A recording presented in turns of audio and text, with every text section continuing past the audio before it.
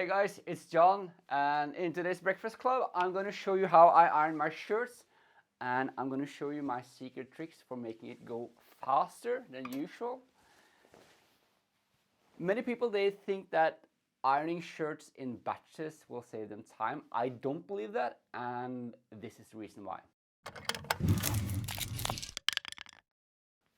In Warren Buffett's awesome biography I think it's called the Snowball effect, we learned that Warren Buffett, he only ironed the parts of his shirt that was visible to save the shirts from extra, the extra wear from the iron, and to save time, obviously.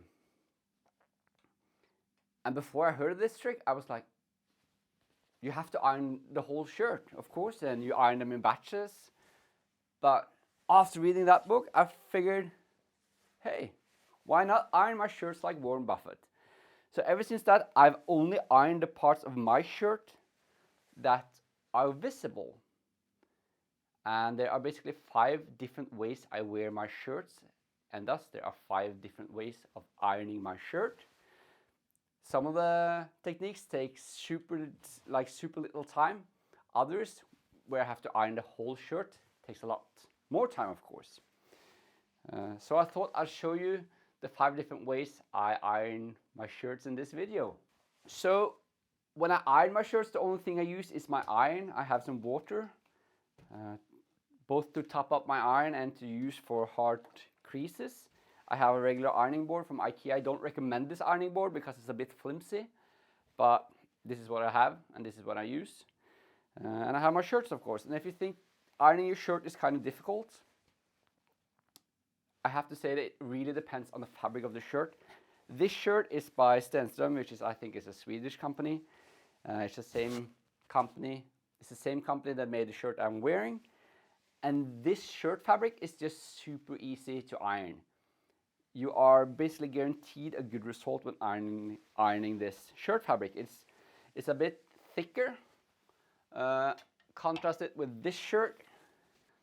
This shirt is a pain in the neck to iron. So the trick to ironing shirts is, of course, to only iron what's visible. And the fastest way of ironing a shirt is to iron shirts that you wear under a pullover, because then you only have to iron the visible parts, which is going to be the collar and the cuffs. Everything else you can leave unironed because it won't be visible anyway. So when I iron the collar, I lay it flat like this. I make sure to set my iron to the correct setting. In this case, it's a cotton shirt, so I set the iron to cotton. And then I just iron the part that you flip over.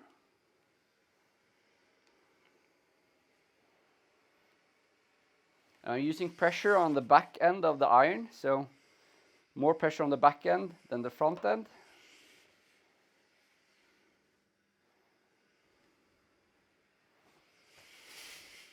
Then I flip it over, and in my previous how to iron shirt video, I ironed the whole thing. I don't do that anymore because, according to the experts, which I am not, the collar should have a soft roll. So it should have a soft roll rather than a hard crease. That's the color. The next thing that's visible for my shirt that I'm going to wear under my pullover is the cuffs. And the cuffs are kind of easy to iron as well. What you do is you unbutton them like this, lay them flat on the ironing table, ironing board, and you just iron it. On the reverse side, that way, if you get scorch marks from your iron, they won't be visible when you wear your shirt. There you are. That's our iron cuff. Now, if you have an iron that doesn't have a steam function, like my iron has now that I turned off the steam function, you can use a spray bottle with some water instead and just spray the cuff and let the heat from the iron sort of help the water evaporate, and the water will also help ironing out hard creases. So even though I have no steam in my iron right now, the water that I sprayed on the fabric helps ironing out the creases and wrinkles, leaving you with the same perfect result. So having a steam iron is just reducing this step here. And there we are. So that's how I iron my shirt if I'm going to be wearing it under a pullover. Now the next way I iron my shirts is if I'm wearing a jacket. In those cases, you will need to iron the same part as when you're wearing a pullover. So the cuffs, obviously, because they will be peeking out from the sleeves of your jacket. Both cuffs, the collar, but now you also have to iron the front part of the shirt. And to iron the front part of the shirt, you just keep the collar button closed. When you drape your shirt over the ironing board, as you can see now, hopefully from this camera, the sleeve of my shirt actually hits the floor because the distance is this much longer. So if we close the top button in the collar, the shirt doesn't drape as far down, and as a result, the hem, well, the cuff of my sleeve doesn't hit the ground, which is crucial because I have been ironing my shirts in places where the floor is kind of dirty, and the last place you want to get dirt is on your cuff because that's very visible when you wear a jacket. And when I iron, what I usually do is I help the fabric stretch out because, as you can see, it's hard to get it to lay flat. So you do have to like pull in the corners to help the fabric lay flat when you iron it. So let's turn the steam back on because I do have a steam iron. Make sure to work around the buttons because you don't want to iron over them. Some shirts have plastic buttons. They will of course take damage if you iron over them, and they might stain the sole of your iron as well. So right now I didn't pay enough attention, and what happened is that I created this hard crease here.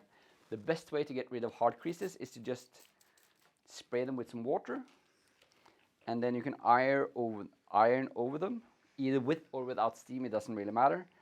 And as you can see, hard creases, they hate the water treatment. They're like cats. If you spray water on them, they go away. There we are, that's one side. And here's the second side. And the great thing about this is that we haven't ironed the sleeves. Oh, I'm out of water. Now the great thing about ironing the shirt like this is that we haven't needed to iron the sleeves or the back of the shirt, which of course saves us a lot of time, and it spares our shirt from unnecessary wear as well. So this is a kind of heavy duty iron. I think it's not professional, it's for like domestic use, but it uses a lot of steam, which is desirable because the more steam you use, the easier it is to get the wrinkles out, and the less heat you have to use in the sole, because you don't want the sole to be too hot. You actually want the steam to do the work, not the sole of your iron. And if you're wondering what kind of iron this is a Reventa iron from Germany. I actually bought it while I lived in Germany because in Norway it's almost impossible to get hold of. And it is the best steam iron I've ever owned. It doesn't drip. It doesn't drip at all, which is kind of rare. So there we are. That's how I iron my shirt if I'm going to be wearing it underneath a jacket like you see in this image here. The next way I iron my shirts is if I'm wearing it like I do today. Obviously, what's visible is the top part of the sleeves, the front, the collar, and the back. So going from where we've ironed now, what I need to do is to iron the top parts of the sleeves and the back of the shirt. So ironing the sleeves, that's kind of the, what can I say, harder part of ironing the shirt because there's so much fabric that just flops around. So what I do is I'm generous. I'm placing the shirt generously on top of the ironing board like this so it doesn't slide off, because that's a common problem when you're ironing your sleeves, is that the shirt will want to slide off your ironing board. And then I'm like working from the bottom seam of the sleeve, making sure that that's actually the bottom part of the crease.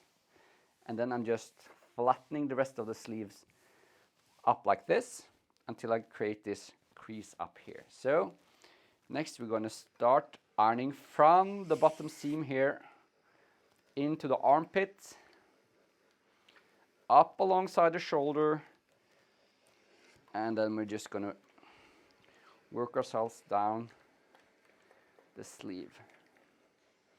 And as you can see, I'm constantly pulling on the fabric, making sure this shirt is flat on the ironing board, because you can't just place the shirt and start ironing around. You always need to compensate and pull and stretch and manipulate the fabric so it's actually flat on the ironing board. There we are. Of course, if you don't want a crease in your top part of your sleeve like I have here, you just not refrain from ironing all the way out. I'm going to show you on the other sleeve. The thing is though, I love a crease in the top part of the sleeve, and here's why. A lot of people have their shirts steamed, and I do have a steamer as well. And steamers are great for getting wrinkles out of your shirt fabric, or any fabric for that sake. But a thing that a steamer can't do is create hard creases like you can with an iron. And having a hard crease, like the crease I have in my shirt today, it might be hard to see, but that's a telltale sign that you've actually ironed your shirt. And ironing your shirt, it signals that you take care of yourself. You take care of your appearance, you take care of your wardrobe, you take care of your style. So signaling that you're a guy who iron your shirts is kind of desirable, in my opinion. So, but for the sake of the example, we're not gonna create a crease in the sleeve on this side. And as you can see, I'm just ironing up to the edge, not actually ironing the edge. And that way you get a soft roll instead of like this hard crease. And there we are. Now we will have to iron the front part of the shirt again. Remember that this is a separate day than for the last example. So we have to iron the front part of the shirt again, because now it's all wrinkly from being placed on the ironing board. So the first thing you always want to do is iron your sleeves, because it will wrinkle up the rest of your shirt. So we're just going to give this a quick once over. And remember, if you have hard creases, you just use some water, spray on some water, and they will disappear. Oh, since we're going to iron the back, I'm just going to go from this position, grab hold of the shoulder and the seam in the bottom edge of the shirt, and just scoot it over. And you can see there's a wet spot here, and you might think that that's from the iron, but it's actually not. It's from condensation forming on the other side of my ironing table. Just iron over that, and that will be gone in a second or two, like that. And here you just, yeah. Since we are going to be tucking the shirt, we do not need to iron the hem. The hem can be kind of stubborn, but we don't need to care about that right now, because we are going to be wearing this shirt tucked. So that's the first part of the back. And then we just scoot over again. As you can see, you just grab the top and bottom, and you just sort of like roll it over like this. And I'm trying to iron like both in the X and Y axis, if you can see. I'm not sure if that makes any difference, but that's the way I do it. And then we have the last side here. And again, you can see there's a wet spot here. That's not from the iron. That's again from the ironing board, forming condensation on the underside. So here we are. I haven't used any starch today. That's because I've stopped wearing starch. Well, I've stopped using starch actually. I just iron my shirts like regularly, so I feel the And again, here you can see it's kind of hard spot. So what I do is I use the built-in spray function, add some water, iron over it, and it's gone. And there we are. So that's how I would, this spot will of course dry. This is how I would iron my shirt if I'm going to be wearing it like I do today, with rolled up sleeves and tucked into the pants. The two last example of how I would iron my shirt is to iron the sleeve all the way down. You start by placing the sleeve flat on the ironing board like this. You iron from the bottom seam and up and out. And this is the part without the crease, but I'm going to create a crease now because I like that. And then you sort of like iron into the pleats down here at, I hope it's called pleats. I've been arrested for things like this before. I'm going to call it pleats. You iron into the pleats down at the cuff. And it sort of like works itself out. Whew. Here we are, iron the cuff, and there we are. Next side. So this is the side with the crease again. Important thing to note when you're ironing garments that already have a crease is to make sure that you don't create double crease. The crease is located exactly where it was earlier. And again, we just iron down alongside the seam, pulling on the fabric, making sure it's flat and tight. And then there's a problem.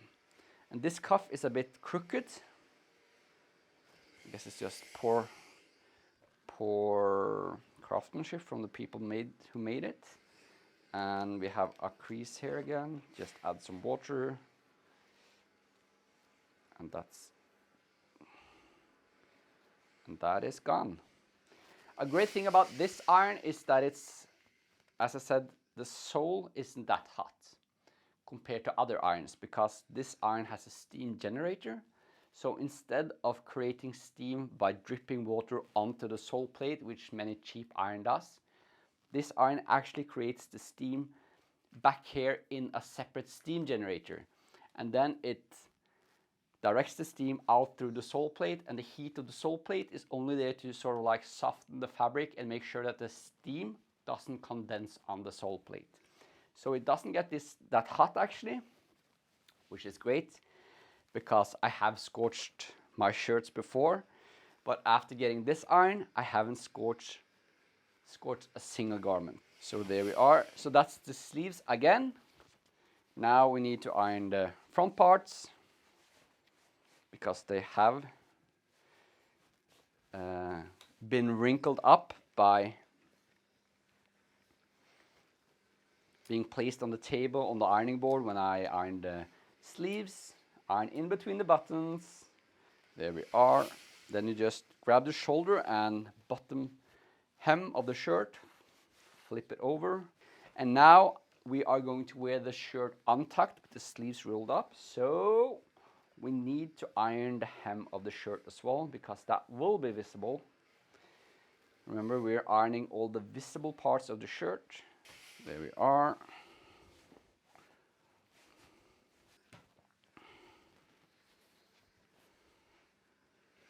And I have to say, having the right ironing gear makes ironing so much more fun. That's the sound of the steam generator running out of steam, and it's actually pumping, trying to pump water into the steam generator, but of course the reservoir is empty, so I have to get some more water. Ra, ra, ra, ra.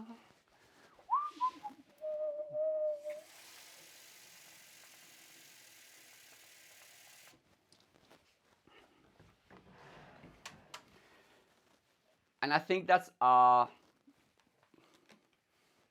measurement, or like a signal how much water and steam this iron actually produces, because I do think the reservoir is half a liter, approximately half a liter. A pint, is that the measurement? A pint? Yeah, in metrics it's half a liter, I think, perhaps. And you can easily run out of water in the reservoir for this iron on 1 or 2 shirts. So it's really thirsty, but then again, it's also really effective. So here we are, last side. This is the front side. Ironing out the creases that you automatically create creases in the front part of the shirt when you lay it on the ironing board to iron the sleeves. So you always have to iron the sleeves first. And there you are. And there's your shirt ironed to be worn untucked with the sleeves unrolled. Just like that. So that's my 5 different ways of ironing a shirt. We had for when you're wearing a pullover, when you're wearing a jacket, when you are wearing your shirt like this with the shirt tucked and sleeves rolled up. You have it when you're wearing your shirt untucked with the sleeves rolled up and nothing on top of it. And you have the last way to wear a shirt is with your shirt untucked with the sleeves rolled down without wearing anything over it. And this is the way Warren Buffett does it. So if it's good enough for a billionaire, it's good enough for us. If you want to check out his book, it's called The Snowball Effect. It's awesome. Highly recommend it. And if you have questions or comments about how to iron your shirt, definitely check out my Facebook group, Effective and Sustainable Style. That's where the discussion happens, and that's also where you get early access to content like this. Until next time, I'm John Ballmore.